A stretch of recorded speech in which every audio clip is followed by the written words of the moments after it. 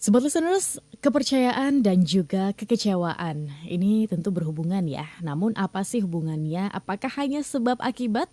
Atau ternyata di balik itu ada hal yang harus kita pahami lebih dalam lagi. Selamat pagi Smart Listeners, Smart Happiness kembali hadir menyapa Anda di pagi hari ini, hari Jumat.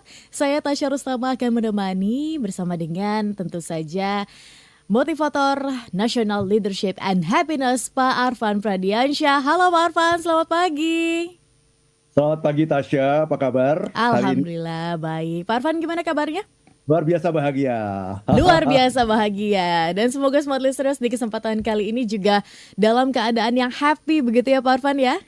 Ya, Dan bisa lebih benar. happy lagi dengan mendengarkan program Smart Happiness di kesempatan pagi hari ini. Oke, Smart Listeners, izin ya Pak Arfan, mungkin saya ingin membuka dengan sebuah pertanyaan yang saya lemparkan kepada Smart Listeners di pagi hari ini. Untuk bergabung bersama dengan kami, Smart Listeners, Anda bisa berkomentar ataupun berpendapat atau justru menjawab pertanyaan dari saya. Pernah nggak sih Anda merasa kecewa? Ketika sudah kecewa, apa yang Anda lakukan? 0812 11 12 959 Anda bisa bergabung bersama dengan kami.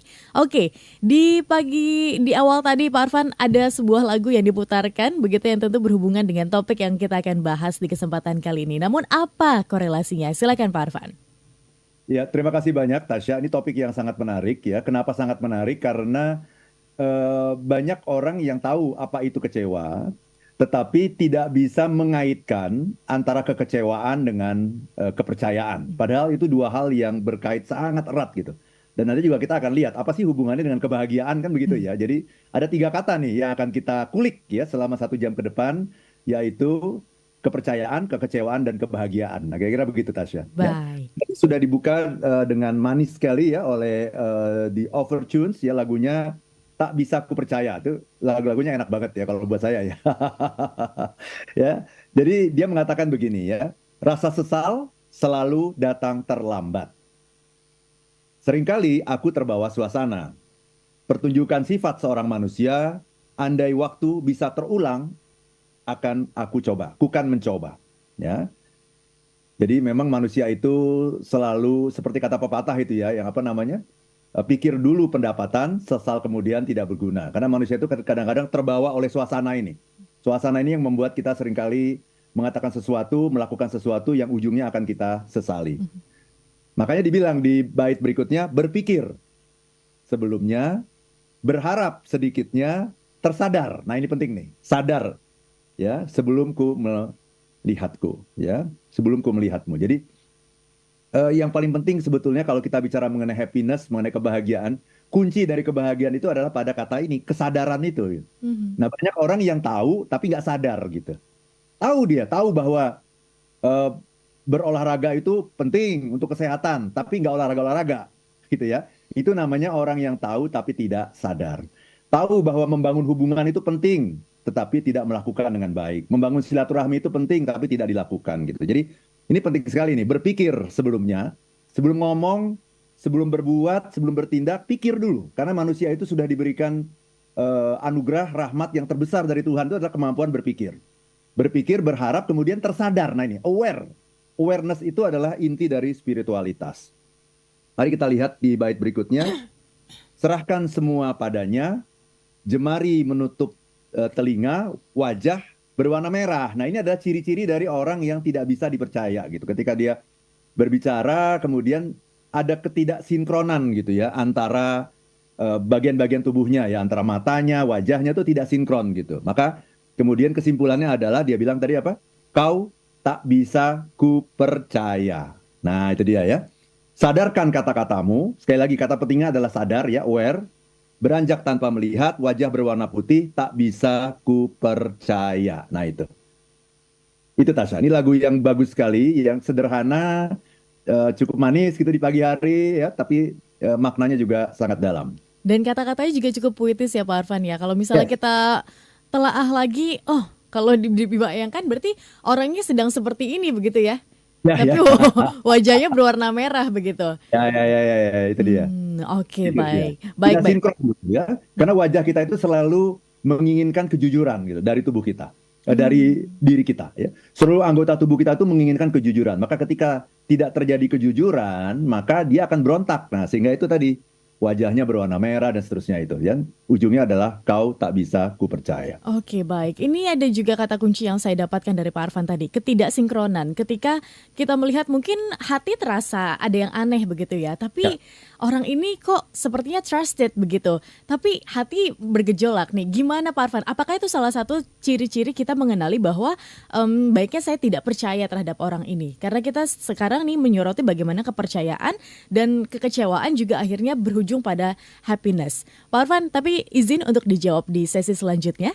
ya, Kita jeda ya. dulu sejenak, Smart Listeners tetap bersama dengan kami dalam program Smart Happiness di pagi hari ini. Sekali lagi saya mengundang Anda 0812 11 12 959. Smart Listeners, pernah gak sih Anda kecewa, terus ketika Anda sudah kecewa, apa sih yang biasanya Anda lakukan? Apa langsung resisten atau saya nggak akan lagi percaya dengan orang itu? Atau oke, saya akan berikan kesempatan 1, 2, 3, kalau misalnya sudah dilanggar terus sudah lupakan, atau justru Anda ya udahlah nggak apa-apa, maafin aja, legowo begitu. Apa sikap yang Anda lakukan? Anda boleh bergabung bersama dengan kami di program Smart Happiness kesempatan pagi hari ini di 0812 11 12 959. Masih bersama dengan Pak Arfan Pradiansyah, motivator National Leadership and Happiness. Oke Pak Arfan, di sesi sebelumnya saya izin bertanya nih, saya mau memulai dari kepercayaan itu sendiri ya. Karena kan manusia ini hidupnya tuh didasari atas kepercayaan begitu kan Pak Arfan kan. Nah, ketika melihat seseorang atau ada sebuah situasi yang rasanya nggak sinkron nih, tapi masih tidak sadar juga untuk mungkin move on atau tidak usah percaya, tapi masih ada situasi yang dimana kita ya udahlah, kita percaya lagi, kita percaya lagi. Apa yang menyebabkan hal itu terjadi Pak Arfan? Ya, terima kasih banyak Tasya ya. Jadi begini, kalau kita bicara mengenai happiness, ya kebahagiaan, salah satu unsur terpenting dalam kebahagiaan itu adalah yang namanya relationship. Mhm, Itulah yang namanya hubungan, hubungan antar manusia, hubungan kita satu dengan yang lain. mhm. Itu adalah salah satu komponen penting dari yang namanya kebahagiaan atau happiness. Oke. Nah, kalau kita bicara hubungan itu sendiri, ya kayak saya dengan Tasya gitu ya, kita punya hubungan kerja. Setiap hari Jumat kita melayani teman-teman di seluruh Indonesia, bahkan di seluruh penjuru dunia ini untuk bicara mengenai happiness. Nah, apa dasar hubungan antara kita ini, saya dan Tasya ini? Kepercayaan Pak Arfan. Percaya, ya. Percaya bahwa saya hari ini akan datang, Hmm. gitu ya. Kan bisa saja kan, saya udah janji, tahu-tahu hari ini saya nggak muncul, kan Ya. Tasya kelabakan gitu ya. Atau sebaliknya gitu, Tasya udah janji sama saya, tahu-tahu hari ini nggak muncul, wah Tasya belum datang, wah saya juga kelabakan, kan seperti itu. Hmm. Nah, apa yang membuat sebuah hubungan itu bisa efektif, produktif, long lasting, sustainable, langgeng gitu, adalah apa? Kepercayaan. Maka kepercayaan itu harus dijaga, itu fondasinya. Mhm, Gitu. Jadi harta yang paling berharga itu adalah kepercayaan. mhm, Jadi kalau saya itu melihat kepercayaan itu sebagai harta gitu, harta yang paling berharga gitu. mhm. Ya, yang harus kita jaga itu adalah yang namanya kepercayaan. Nah, saya ingin bertanya sekarang kepada Tasya. Sebetulnya saya bertanya kepada seluruh pendengar Smart Happiness ya dimanapun Anda berada. Tapi Tasya mewakili teman-teman nih menjawab nih pertanyaan ini. Gini Tasya, kalau Tasya dipercaya gitu, kalau saya percaya sama Tasya, Mhm. itu kabar baik atau kabar buruk? Kabar menurut saya Pak Arfan ya, kabar Ya. baik sekaligus kabar buruk. Karena saya harus Oke, menjaga kepercayaan itu, tapi saya merasa itu kabar baik karena alhamdulillah saya sudah dipercaya begitu. oke. Ini jawaban yang bagus ya. Karena begini, karena sesungguhnya yang ketika saya mengatakan begitu ya, kalau saya percaya sama Tasya, itu kabar baik atau kabar buruk? Itu kabar baik, tapi sesungguhnya itu perasaan Tasya itu mestinya bukan hanya bahagia, Mhm. tapi yang lebih penting lagi adalah waspada. Ya. Itu ya, adalah alert gitu. Eh. Waspada dan alert gitu. Karena sesungguhnya yang namanya kepercayaan itu selalu berbanding lurus dengan kekecewaan. Mhm. Saya ulang ya, ini penting sekali nih, karena Mhm. kalimat ini penting sekali nih. Dan boleh teman-teman catat nih ya. Kepercayaan itu selalu berbanding lurus dengan kekecewaan. Jadi kalau saya percaya sama Tasya misalnya gitu ya, ini contoh ya, saya percaya sama Tasya itu nilainya dari 1 sampai 10, itu nilainya 8 misalnya gitu ya.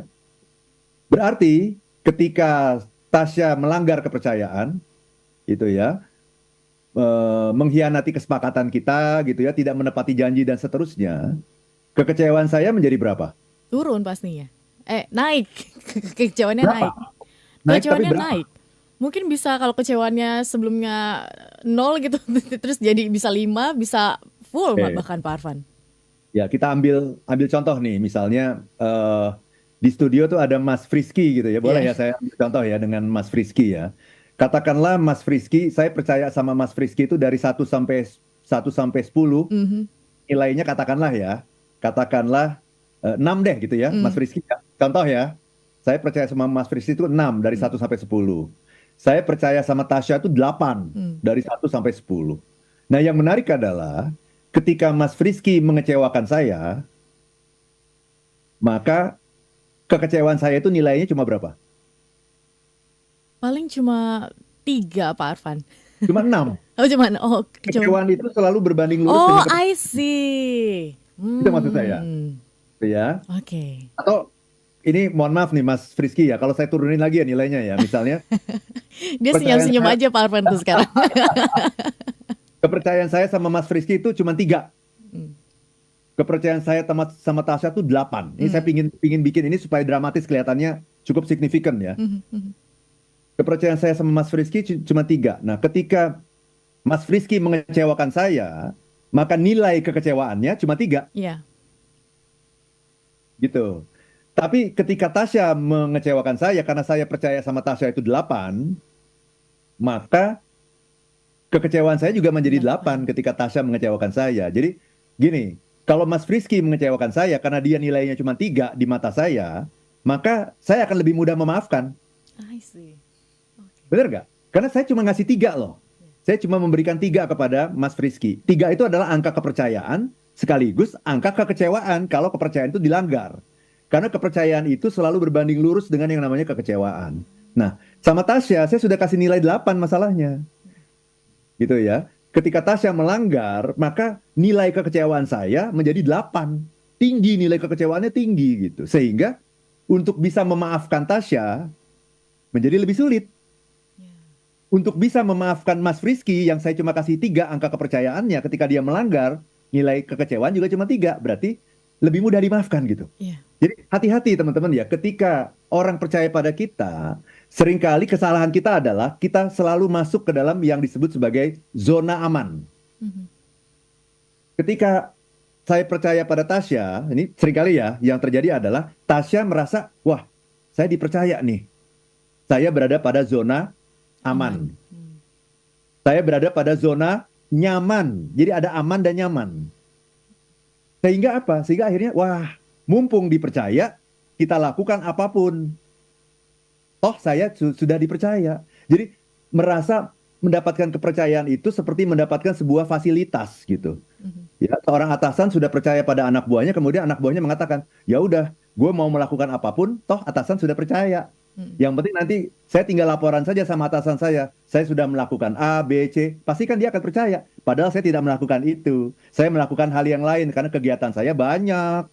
Bukan hanya kegiatan di kantor, saya punya banyak kegiatan di luar gitu. Tapi saya kemudian menggunakan waktu kantor untuk kegiatan-kegiatan saya yang ada di luar itu. Dan kemudian saya merasa aman dan nyaman. Kenapa? Dia udah percaya sama saya. Ya. Dan tingkat kepercayaannya tinggi. Ya, saya mengatakan, oh Pak Arfan sebagai leader saya, tim leader saya sudah percaya pada saya dan tingkat kepercayaan Pak Arfan itu 8 kepada saya. Saya manfaatkan dengan sebaik-baiknya untuk melakukan hal-hal yang tidak ada hubungannya dengan kegiatan di kantor ini. Nah kemudian Tasya merasa aman. Nah itulah seringkali orang seperti itu Tasya.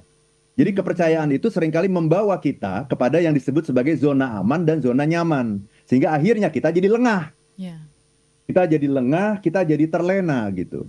Padahal sesungguhnya ingin saya katakan dalam talkshow pada pagi hari ini, kepercayaan itu mestinya membawa kita kepada zona waspada, zona alert.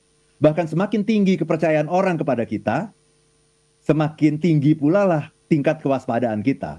Karena kepercayaan itu selalu seperti sisi uang ya, yang bermuka dua gitu ya. Ada Hmm. kepercayaan, tapi di baliknya ada kekecewaan. Dan selalu berbanding lurus. Jadi semakin dipercaya, semakin alert, semakin waspada. Bukan semakin nyaman, semakin enjoy, masuk dalam zona aman. Bukan itu gitu. Hmm. Hmm. Nah, itu namanya rumus tuh. Kalau kita menyadari rumus itu, maka kita akan selalu melakukan hal yang berbeda gitu. Ya, semakin dipercaya, wah, ini berat ini hati-hati ini salah-salah nih, nggak bisa dimaafkan nih kesalahan saya nih. Sementara teman saya yang nggak terlalu dipercaya itu, ketika dia bolos, nggak masuk kantor, ketika dia melakukan hal-hal yang kurang pada tempatnya, atasan bisa memaafkan, lebih mudah memaafkan. Kenapa? Karena atasan tidak memberikan kepercayaan begitu tinggi kepada dia. Karena di balik sebuah kepercayaan itu ada yang namanya harapan. Hmm. Itu ya. Jadi ini penting sekali. Kita bicara mengenai harapan, kita bicara mengenai expectation. Di balik sebuah kepercayaan ada sebuah harapan. Harapan sudah digantung tinggi-tinggi. Itulah yang disebut dengan trust. Dan yang namanya kekecewaan adalah, apa itu kekecewaan? Kekecewaan itu adalah ketika harapan tidak sesuai dengan Ekspektasi, kenyataan. kenyataan. Jadi semakin tinggi digantung harapan, jatuhnya akan semakin sakit. Tinggi. Heeh.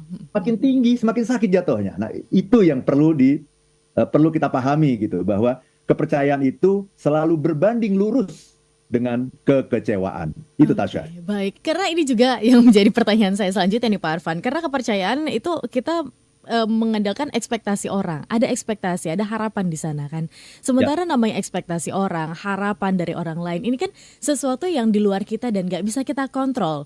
Nah, ini gimana Pak Arfan untuk apa ya? Mengatasinya. Padahal kita diajarkan juga nih untuk ya kita nggak bisa kontrol apa yang ada di luar kita ya. Ya udah gitu. Nah ini gimana? Padahal kan ekspektasi atau harapan itu ada di luar kita yang nggak bisa kita kontrol. Izin untuk dijawab di sesi selanjutnya Pak Arfan. Dan smart listeners Anda boleh bergabung sekali lagi 0812 11 12 959. Kami akan kembali.